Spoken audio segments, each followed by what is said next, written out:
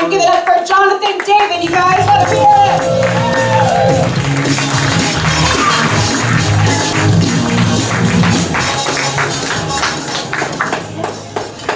Hello! You're a lively bunch. I'm full of surprises. I am. A lot of you be surprised to find out that I used to have a problem with hard drugs. See, I told you I was full of surprises.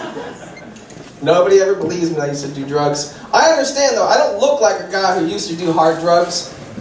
I look like a guy who used to be really into dragons. Let's be honest, I look like a guy who's still really into dragons. Because I am. Woo! Also, you should see my sword collection. I have so many swords! Like so many. People don't believe that I used to do drugs because I'm a nerd, which is bullcrap. Because who do you think invented all the drugs? Do you know how many nights of not getting laid it took to invent ecstasy? Like so many. I used to do heroin. It's true. Nobody ever believes me when I tell them I used to do heroin, which is exactly why I used to do heroin. I could get away with it. Oh man. I did. I got away with it. Nobody ever believed me when I was doing drugs. Like nobody thought I was high. Because here's the thing: when you look like a nerd and you do drugs, people don't think that you're high.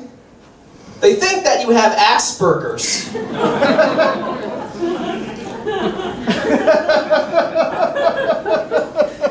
Coincidentally, I do have Asperger's. No, I don't.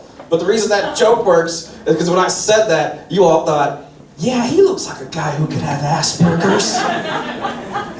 Two things. One, no, I don't. And two, people with Asperger's don't look any particular way. You racist. I'm just playing. But I've actually been sober for over 3.5 years now. I mean, I still smoke weed sometimes. I'm not crazy. You know, for my asthma. That's actually why I moved to Los Angeles, was to get away from all the drugs I was doing back home. That's the funniest part of my whole set. I moved to Los Angeles to get away from drugs. Obviously, I made that decision while I was high. I moved here from Seattle. You're not surprised there's a heroin problem in Seattle. Of course there's a heroin problem in Seattle. Their main attraction's a giant needle from outer freaking space. It's like a beacon. It's ridiculous. No. Actually, doing drugs was terrible. Getting off of heroin was the hardest thing I ever had to do. You know what the hardest part was, though? Learning how to cook with something bigger than a spoon. I remember the first time somebody handed me a frying pan. I was like, how high are you trying to get? I'm not trying to die over here. Crazy. No, it's not that surprising I used to do drugs. I had a rough childhood. I did. I had a rough childhood. My childhood was so rough that when I took a walk down memory lane, I got mugged. That's just a bad neighborhood. I don't go there anymore. Stay in the present. Part of the reason my childhood was so rough is because both of my parents are deaf. But I'm not saying that having deaf parents means you're going to have a rough childhood. It's just that my parents are kind of kooky. Like, for instance, one of the hardest things about living with my parents is having to ride in the car with them while they're driving. Because they like to talk while they drive. You're like, I talk all the time when I drive. Yeah, you talk with your mouth. They talk with their eyes and their hands. It's scary. You know, I'll be riding in the car with my mom, right? And she'll be talking to me with her hands and looking at me with her eyes and steering with her knee. And she's smoking a joint. I don't even know how she's talking to me. And she has the nerve to get mad at me. She's all like, why aren't you watching what I'm saying? And I'm like, because I'm watching the fucking road. if you didn't catch that, this was the sign for fucking. Like this. You see? You didn't think you're gonna learn anything today, but you did.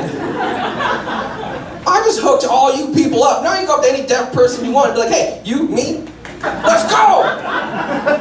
It's awesome. No, my mom is kind of she's a bit much. My mom's not just deaf. She's also a paranoid schizophrenic. Which actually I think is hilarious. I do, I think that's hilarious. Because you know she can't hear the voices in her head, right?